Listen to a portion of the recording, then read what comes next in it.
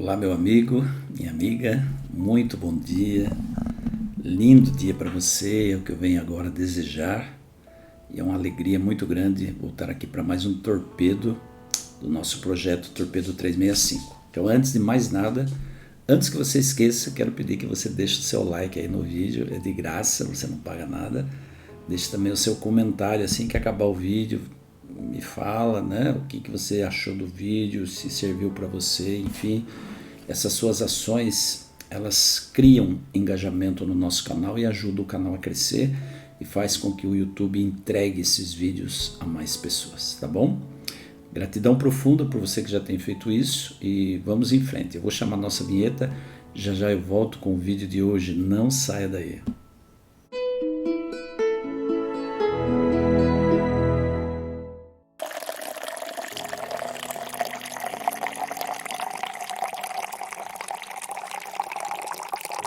Hoje eu quero refletir com você em 1 Pedro capítulo 2, versículos de 1 até, vamos aí até o 8 pelo menos, tá? Diz assim: livrem-se, pois, de toda maldade e de todo engano, hipocrisia, inveja e toda espécie de maledicência. Como crianças recém-nascidas, desejem de coração o leite espiritual puro, para que por meio dele cresçam para a salvação. Agora que provaram que o Senhor é bom, à medida que se aproximam dele, a pedra viva, rejeitada pelos homens, mas escolhida por Deus e preciosa para ele, vocês também estão sendo utilizados como pedras vivas na edificação de uma casa espiritual para serem sacerdócio santo, oferecendo sacrifícios espirituais aceitáveis a Deus por meio de Jesus Cristo. Pois assim é dito na Escritura: eis que põe em Sião uma pedra angular, escolhida e preciosa, e aquela que nela confia jamais será envergonhado. Portanto, para vocês, os que creem, essa pedra é preciosa, mas para os que não creem, a pedra que os construtores rejeitaram tornou-se a pedra angular, e pedra de tropeço e rocha que faz cair. Olha só, gente. Eu acho muito bonito esse texto, porque aí está dando um exemplo para nós, né? Falando que Jesus é a pedra angular. Tem algumas bíblias que mencionam de uma outra forma, uma outra expressão, a pedra de esquina. O que é a pedra de esquina? Imagina você uma construção cujo canto está aqui, ó, né? Uma congruência aqui. Nesse canto era colocado a pedra angular, é a pedra que dá sustentação à casa. Nos 4 cantos da casa tinha uma pedra angular em cada canto. O que Deus está dizendo para nós aí é que toda a nossa vida espiritual ela é constituída como se fosse uma construção. Os relacionamentos, eles são construídos. O relacionamento com Deus também é construído. É o dia a dia, é a busca, é a conversa com Ele, é ouvi-lo falar a nós. Nós falamos com Ele através da oração e o ouvimos através da palavra. Mas Ele tem outras formas, inúmeras formas de falar com a gente. Mas é dessa maneira que nós vamos construindo essa relação com Deus. Então, relacionar-se com Deus é uma construção que acontece no dia a dia e aos poucos a nossa casa espiritual vai sendo erigida. Agora, olha só que interessante. Tem um outro texto lá em Mateus que Jesus disse que nós não devemos construir a nossa casa sobre a areia, mas sobre a rocha. O que é areia?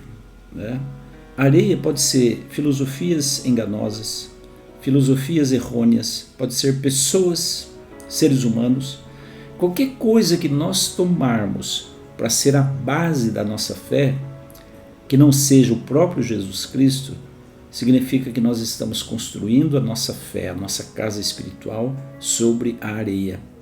E a casa que é construída sobre a areia, quando vem a tempestade, quando vem o vendaval, essa casa não resiste, porque ela não tem base sólida, ela não tem um alicerce sólido, então ela vem ao chão.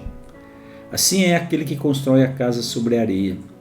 Quando você constrói a sua casa sobre nome de homens, sobre filosofias, sobre ideologias, sobre qualquer coisa que seja financeiro, econômico, seja político, seja qualquer coisa que não seja Jesus Cristo, fatalmente quando vierem as tempestades e o vendaval das dificuldades e das provações, você não iria resistir.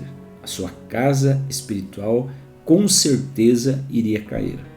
Por isso que Deus diz que nós temos que construir a nossa casa espiritual sobre essa pedra angular, essa pedra de esquina, que é o próprio Jesus, que foi rejeitada pelos homens. E nós sabemos como Jesus foi rejeitado pelos homens. Então é sobre ele que deve estar a nossa fé. Quando nós depositamos nossa confiança em qualquer outra coisa ou em qualquer outra pessoa, nós estamos fadados a fracassar.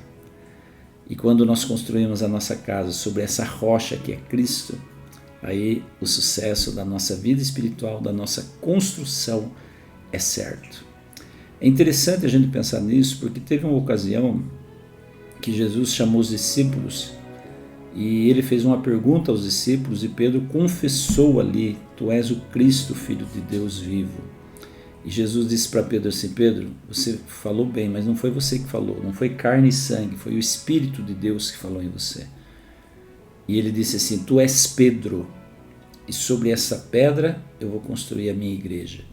Ele disse: você é Pedro. Pedro significa Petros, pedregulho. Mas Jesus disse: sobre essa pedra, essa rocha que sou eu vou construir a minha igreja. Está entendendo? Então, para aqueles que acham que Jesus construiu a sua igreja sobre Pedro, que Pedro é o discípulo que é base da igreja, estão enganados. Pedro não poderia ser a base da igreja, pelo fato de Pedro ter sido um ser humano, um pecador.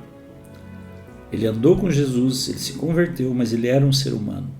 E um ser humano não pode ser base de uma construção espiritual. Então Jesus estava se referindo a ele mesmo, a pedra angular, a pedra viva, a rocha sobre a qual nós devemos construir nossa casa espiritual para que nós possamos suportar as tempestades e os vendavais dessa vida, né? E assim Pedro continua aí, né? No versículo 8, os que não creem tropeçam porque desobedecem a mensagem, para o que também foram destinados. Vocês, porém, são geração eleita, sacerdócio real, nação santa, povo escolhido de Deus, para anunciar as grandezas daquele que os chamou das trevas para a sua maravilhosa luz. Olha o que Pedro fala em relação à igreja. E a igreja, gente, não é um templo. A igreja não é uma construção física com tijolos e cimento. A igreja é um povo. Então Deus tem uma igreja aqui nessa terra, um povo escolhido. Escolhido não porque ele predeterminou, mas porque o povo escolheu ele, a oferta de graça e salvação que ele ofereceu. Então quem escolheu ficar com Deus, quem escolheu a graça de Deus, também é chamado de escolhido por Deus. Então Pedro se refere a essa igreja que está espalhada em todo o canto do mundo, em todas as denominações religiosas. Deus tem os seus filhos sinceros, íntegros, que vão à casa de Deus para adorar a Deus e não para ver a roupa do irmão, não para falar mal da atitude do outro, não para se tornar porteiro do céu para querer dizer quem vai para o céu e quem não vai. Vai lá com um único e exclusivo objetivo de adorar a Deus. Esse é chamado de igreja de Deus, de família de Deus. E essa família, diz a palavra aí em Pedro, é geração eleita, sacerdócio real, nação santa. Tá? Lembra que ontem nós falamos sobre o que é ser santo? Então, nação santa, nação separada, escolhida para desempenhar uma missão aqui nesse mundo. Que você e eu possamos ser esse povo, né? Raça eleita, sacerdócio real, nação santa. Que possamos fazer parte da família de Deus aqui na terra.